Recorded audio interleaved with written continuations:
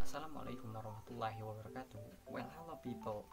Balik lagi sama saya Estafa Hajri Surya Suma.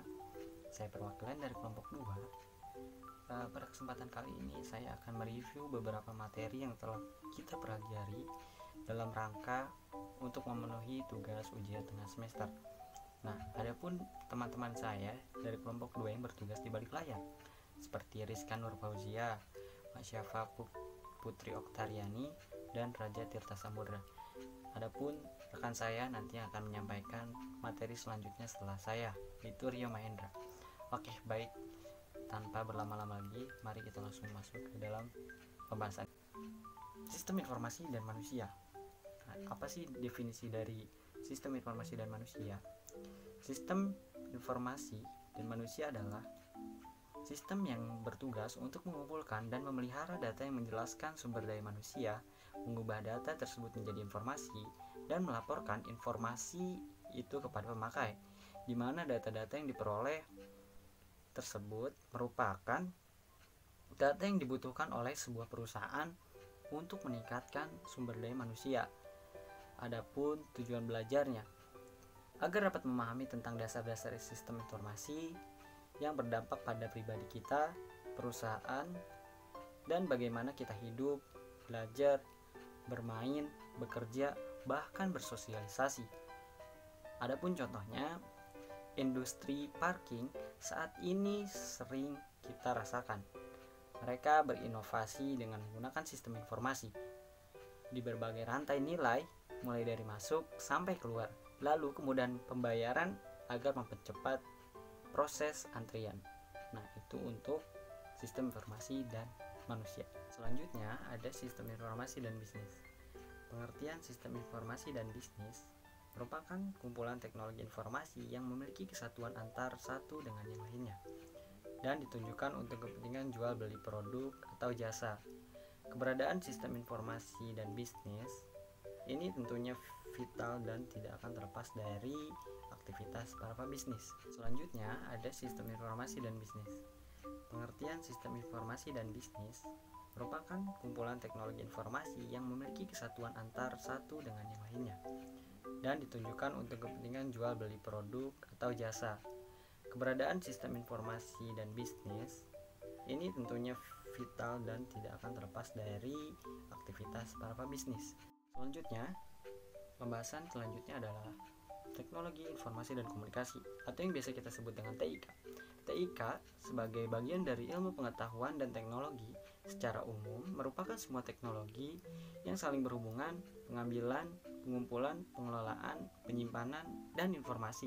Adapun tujuan pembelajaran dari TIK ini untuk memotivasi kemampuan kita agar terbiasa beradaptasi dan mengantisipasi perkembangan teknologi informasi dan komunikasi ini, sehingga bisa melaksanakan dan menjalani aktivitas kehidupan secara mandiri dan lebih percaya diri. Nah, adapun contoh-contohnya nih, komputer, internet itu mencakup baiknya seperti blog, WordPress, atau yang kita biasa kenalan web, dan email, podcast, radio, dan lain sebagainya. Masih banyak yang lain. Nah, mungkin itu saja yang dapat saya sampaikan. Selanjutnya akan disampaikan oleh Rio. Terima kasih. Oke, baik, selanjutnya itu ada marketing digital. Nah, dalam marketing digital tersebut, kita harus membangun strategi website. Ada 4 alasan dalam membangun strategi website itu. Yang pertama sebagai sarana, yang kedua untuk mempengaruhi layaknya ramai, terus yang ketiga menjual produk dan jasa, dan yang keempat untuk memfasilitasi relasi. Nah, kemudian membangun e-commerce dan membangun m-commerce, ada dua tuh, dibagi dua, e-commerce dan m-commerce. Kemudian memasarkan website. Nah, strategi utama yang perlu Anda ketahui dalam memasarkan website yaitu harus meningkatkan kuantitas dan kualitas dari lalu lintas mesin pencarian. Kemudian ada masa depan website.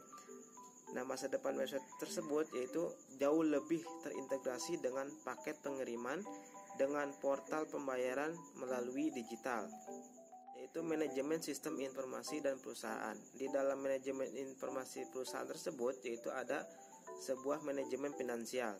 tentu tujuan perusahaan secara garis besar mendapatkan keuntungan, kemudian keuntungan perusahaan tersebut menjadi salah satu yang paling penting dalam kehidupan perusahaan tersebut. Contohnya yaitu ada laporan rutin dan laporan khusus. Nah, kemudian manajemen SDM. Di dalam manajemen SDM itu ya kita harus ada sistem yang dapat mempercepat proses pekerjaan yang berhubungan dengan kesejahteraan karyawan. Contohnya yaitu modul utama kepegawaian, yaitu ada karyawan, gaji dan tunjangan, pengembangan profesi, pendidikan dan lainnya. Nah, kemudian ada manajemen rantai pemasok. Di dalam perusahaan tersebut harus mempunyai strategi menguranginya biaya produk. Salah satunya yaitu melihat dengan sistem yang berjalan. Kemudian manajemen relasi pelanggan. Nah, di dalam manajemen relasi pelanggan itu ya teknologi informasi dapat membantu atau mengatur relasi pelanggan kita agar pelanggan tetap setia membeli produk kita. Kemudian perencanaan sumber daya perusahaan. Nah, yang selanjutnya yaitu ada manajemen basis data. Apa aja di dalam manajemen basis data? Yaitu ada fitur sistem manajemen basis data, kemudian ada data sharing, ada pemulihan, ada perangkat produktivitas. Contohnya ada MySQL, ada Oracle, kemudian ada Microsoft SQL Server 2000, ada Firebase. Nah, di dalam